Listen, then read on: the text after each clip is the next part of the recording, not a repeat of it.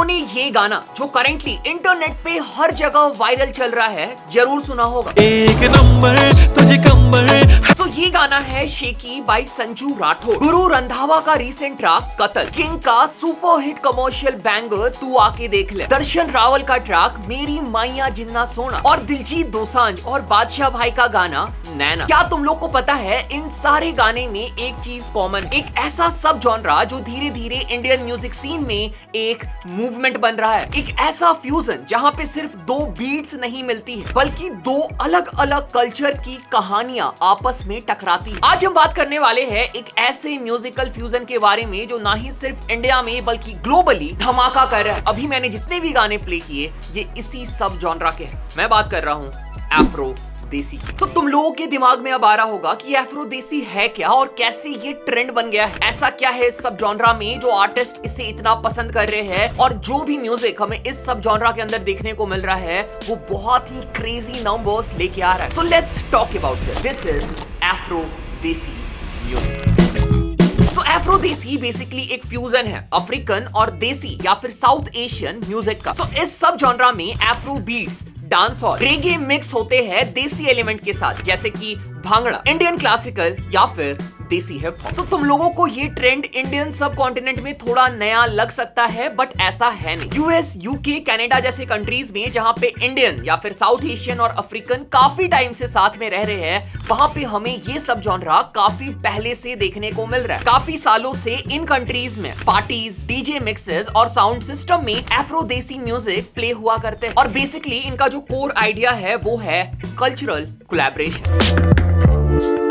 सो African music और देसी music का मिलना और इस सब जॉनरा का क्रिएशन, एफ्रो देसी का क्रिएशन कोई कोइंसिडेंस नहीं, इसका डीप हिस्टोरिकल कॉन्टेक्स्ट है। सो इनिशियली इसकी जो शुरुआत हुई थी या फिर इसकी इनिशियल रूट्स 1920 के कैलिप्सो म्यूजिक से आते हैं, जब ब्लैक कैरिबियन आर्टिस्ट ने अपने गानों में इंडियन इंस्ट्रूमेंट्स, वर्ड्स और मेलोडीज इंक्लूड करना स्टार्ट किया। इसके बाद 1970s में सोका म्यूजिक, जिसको कि सोल ऑफ कैलिप्सो बुलाया जाता है, ये म्यूजिक वेस्ट इंडीज के ट्रिनिडाड एंड टोबैगो में बॉर्न हुआ। इसमें अगेन हमें साउथ अफ्रीकन और इंडियन साउंड का फ्यूजन या फिर कोलैबोरेशन देखने को मिला। इसके बाद 1980s में यूके भांगड़ा रिवॉल्यूशन हमें देखने को मिला। भांगड़ा आर्टिस्ट ने रेगे, हिप हॉप और ड्रम और बेस का फ्यूजन किया और वहीं से एफ्रो देसी का मॉडर्न साउंड डिफाइन हुआ। मतलब तुम लोग देख रहे हो इस जॉनरा की जो रूट्स है वो 1920s तक जाती है और हमें कितने पहले से इंडियन म्यूजिक और अफ्रीकन म्यूजिक का कोलैबोरेशन और फ्यूजन देखने को मिल रहा है। और ऐसे बहुत सारे सिटीज है जहां पे ब्लैक किड्स और ब्राउन किड्स बचपन से साथ में रहा करते थे, साथ में टाइम स्पेंड किया करते थे, जिसमें से एक है बर्मिंघम। और साथ में रहने और टाइम स्पेंड करने की वजह से दोनों कल्चर ने एक दूसरे को समझा और एक दूसरे के कल्चर को एब्जॉर्व किया। एक फेमस कोट है जो कि ऐसा कहता है, you hear reggae on the street but you also hear Indian dhol and harmonium. तो एफ्रो देसी काफी टाइम से एग्जिस्ट कर रहा है और अगर हम बोले तो देसी हिप हॉप भी एक तरीके से एफ्रो देसी का पार्ट, स्पेशली उन आर्टिस्ट के थ्रू जो कि इंडिया के बाहर रहा करते थे, जैसे कि UK, US, Canada etcetera. North America में आर्टिस्ट जैसे कि बोहेमिया पाजी, अनिक खान और नए एज आर्टिस्ट जैसे कि टीशर या नैव, इन सब ने अपने अफ्रीकन कोलैबोरेशन के साथ मिलकर एफ्रो देसी को पॉपुलर किया। आज भी काफी बड़े देसी hip hop tracks Afro sound के बिना अधूरे लगते हैं, चाहे वो बीट स्ट्रक्चर हो या फिर डिलीवरी। तो बेसिकली ये जॉनरा सिर्फ म्यूजिक नहीं, एक आइडेंटिटी एक्सप्रेशन है। डायस्पोरा किड्स के लिए जिनके कल्चर मिक्स होते हैं, एफ्रो देसी उनका रियल साउंड है।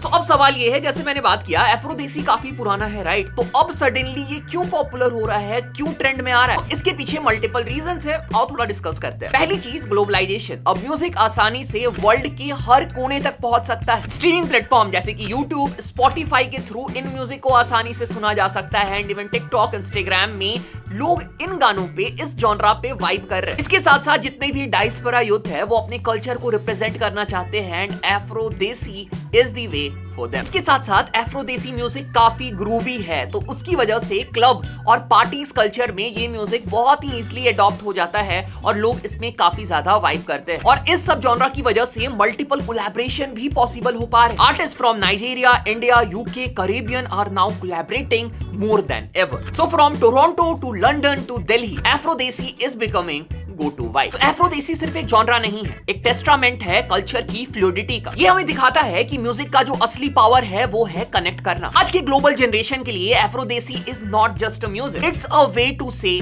We belong everywhere. तो मैं तुम लोगों को सजेस्ट करूंगा इस सब जॉनरा को और भी अच्छे से एक्सप्लोर करो, और भी आर्टिस्ट सुनो, तुम्हें और ज्यादा प्यार हो जाएगा इस सब जॉनरा से। मेरे पास एक स्पॉटिफाई प्लेलिस्ट भी है जहां तुम एफ्रोदेसी म्यूजिक और एफ्रोदेसी आर्टिस्ट को डिस्कवर कर सकते हो। यहाँ पे तुम्हें बेस्ट एफ्रोदेसी म्यूजिक सुनने को मिल जाएगा, जिसका लिंक मैं डिस्क्रिप्शन में डाल दूंगा, वो जरूर चेक करना और शायद तुम कुछ नए एफ्रोदेसी ट्रैक और एफ्रोदेसी आर्टिस्ट को डिस्कवर करोगे, सुनो। बाकी this was the video. Channel में पहली बार चैनल सब्सक्राइब करो, सपोर्ट करो, प्यार दिखाओ। कोई और टॉपिक है जिसपे तुम चाहते हो मैं वीडियो बनाऊं, किसी और आर्टिस्ट को एक्सप्लोर करूं, कमेंट करके बताना। बाकी मिलते हैं अगले वीडियो में। यहां तक वीडियो देखा है सब्सक्राइब करके जाना, मेहनत लगती है वीडियो बनाने में। Take care.